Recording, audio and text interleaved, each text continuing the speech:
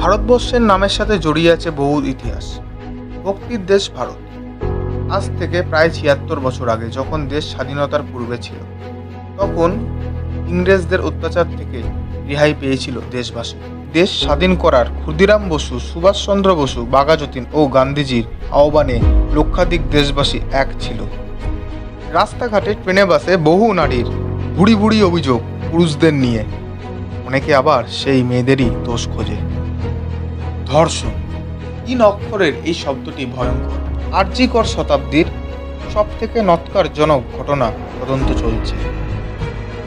দেশ থেকে প্রবাস ফুটে উঠেছে এই ঘটনায়।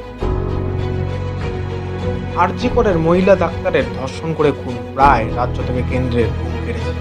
একটাই স্লোগান, উই ওয়ান্ট জাস্টিস। নারীদের এই একটা স্লোগান রাত থেকে দিন দখল করবে। আন্দোলনের আগুনে ছারখার। এই আগুন নারীদের প্রতিবাদের আগুন। বঙ্গলক্ষ্মীরা রুদ্র রূপ ধারণ করেছে। সেই আন্দোলনের গর্জন তা প্রমাণিত। বাংলা তথা গোটা ভারতবর্ষের নারীর আওয়াজেই অধ্যাপককে গ্রেপ্তার করল সিবিআই। ফলে নারীদের আওয়াজ হলো আরো জোরদার।